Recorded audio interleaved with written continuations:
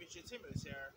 Since this month I've been through my reviews for past April films. Here's my last review, my last past April review, and that will be for Nightmare on Elm Street, which premiered on this day on April 30th back in 2010.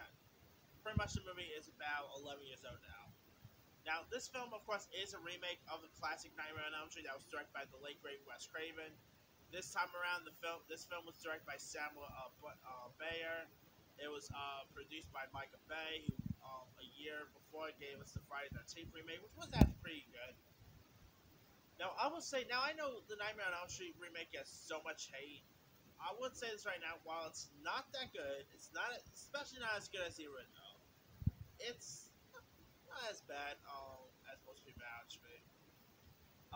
Here this time instead of Robert Englund, we got Jackie Earle Haley from Watchmen fame playing the role of Freddy Krueger, who is of course terrorizing these group of teens in their in their dreams and all that. And Jackie Earle Haley, while he's no Robert Englund, he still plays Freddy Krueger perfectly. I know he really did a decent job. But I always consider Nightmare on Elm Street should be a pretty bad Elm Street film, but as an actual horror film, it's not so bad. Like if you call this something else, like let's say Dream Killer or something like that, it'll probably be a better film. Just like how Indiana Jones, the last Indiana Jones movie is not a good Indiana Jones film, but it's a pretty decent action film. That's how I feel about the Nightmare on Elm Street remake. And the leads I thought was pretty decent. Like the film is led by Rooney Mara, of course. Of course, the same year that she did Social Network. I mean, this is actually before Rooney Mara became as big as she is now. You also had Kyle Garner, who also going to be seeing the upcoming Scream film. He was in this. Katie Cassidy, Thomas Dekker, Kellen Lutz. You had Clancy Brown, Connie Brin. You had some really decent cast members here. It was creepy. I mean, the tongue sync was pretty weird.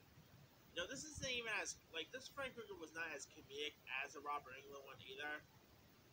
But this is more of this was more of the serious take on the Nightmare on Elm Street film. It wasn't as kooky, wacky or anything like that. It has some really decent kills. They pretty much did a really cool interpretation of the classic Johnny Depp scene from the original Nightmare on Elm Street, which I thought they did get out of that one. Callum Lutz, of course, from Twilight fame. It was pretty cool seeing him pop up in this. There was lots of cool throwbacks to the original Elm Street, which I thought was pretty decent.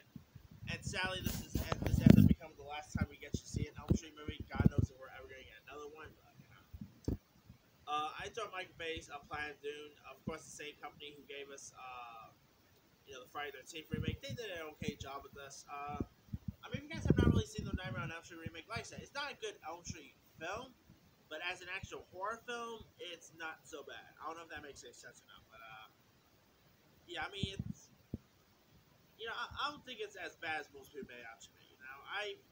I'm not gonna lie, I even own the movie on DVD. It's not a great film, but it's still fun to watch. The kills are pretty fun. The characters are not so likable, but not every film's really likable characters. So if you guys have not really seen this Nightmare on Elm Street remake, you can find it on Hulu, Apple TV, Prime Video, Vudu, Fandango now. Give it a shot. You'll either like it or you won't like it. Anyway, let me leave you guys. Have you ever seen the 2010 Nightmare on Elm Street remake? And so, what's up? Were you a fan of it? Were you not a fan of it? Drop a comment below. Don't forget to like, subscribe, hit that bell for notification. This is Timu signing.